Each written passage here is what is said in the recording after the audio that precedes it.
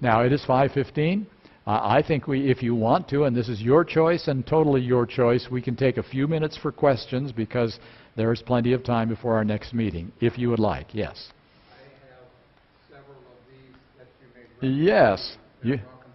All right. Hold it up again so the folks, you have several of them. That's quite a few. Oh, wow, that's great. Well, you want to just hand them out right now? Raise your hand if you want. All right, raise your hand if you'd like a copy of this little book, Revival by Ellen White. Wow, that's special. Don't often get that.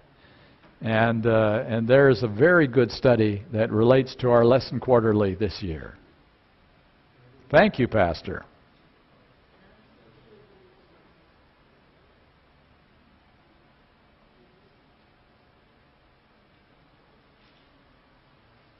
Okay. Yes.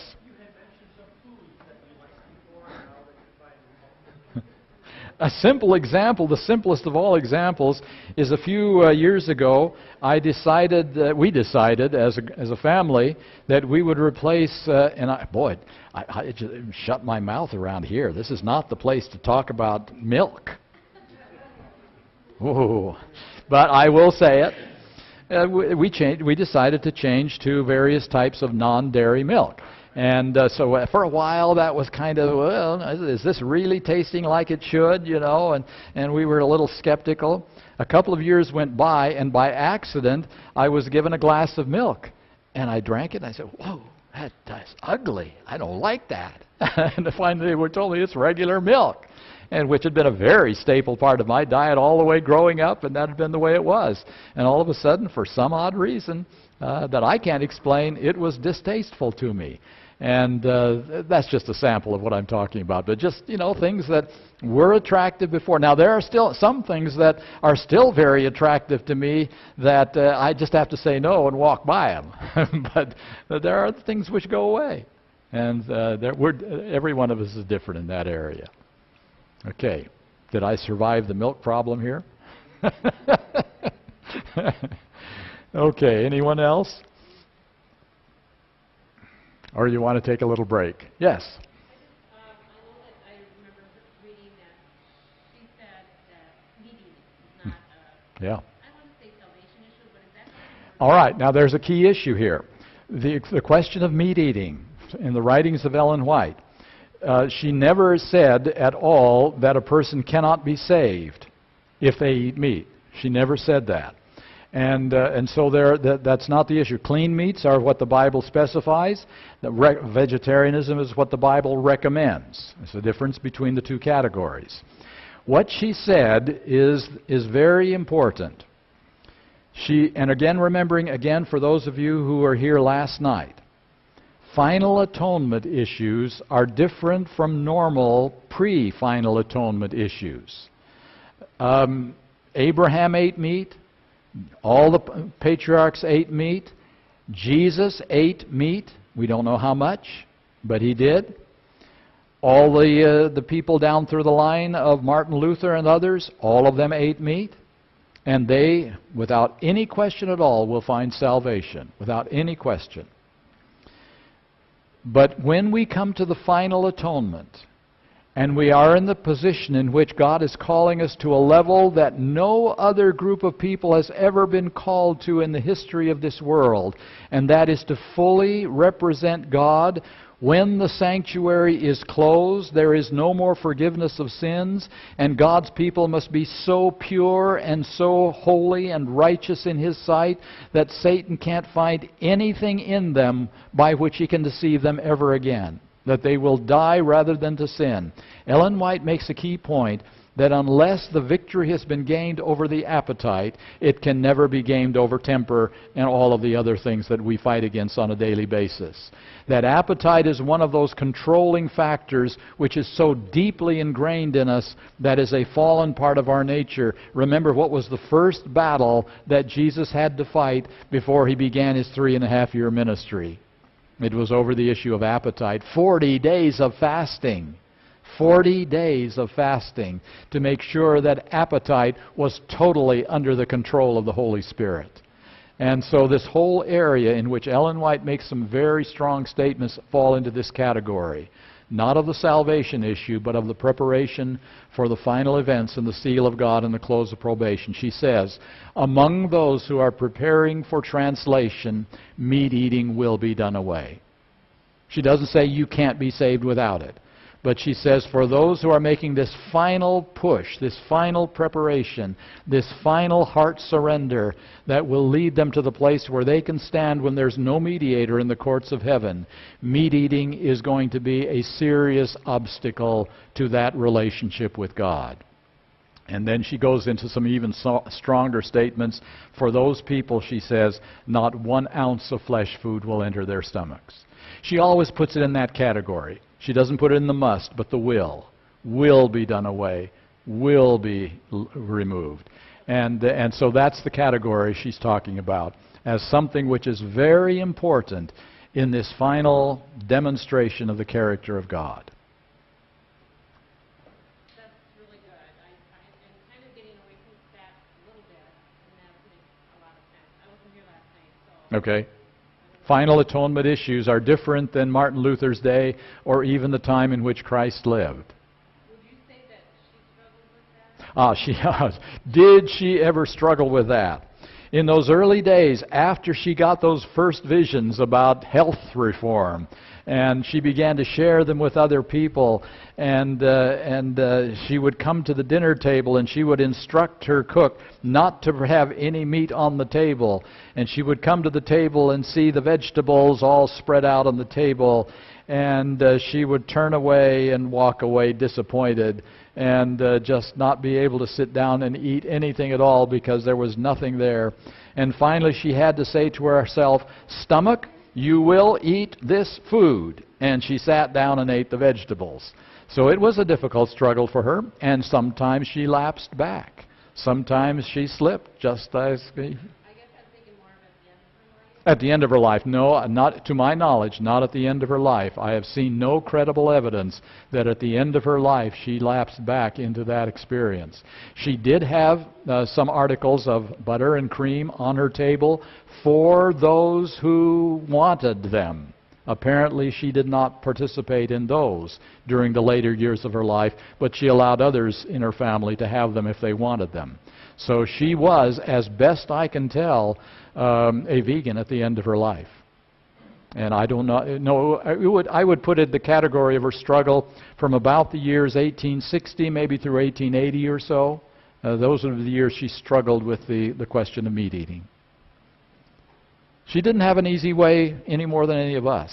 It was just as hard for her to follow her own visions as for us to follow her visions.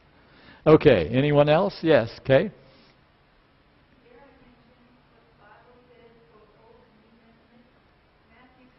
Okay, the blood? All right, let's talk about the blood for half a second. Are you fully aware that the prohibition against blood in meat is as strong as the prohibition for unclean meat? Old Testament and New Testament. In the Old Testament, you shall not eat the blood or the fat. Those were the two things with the meat.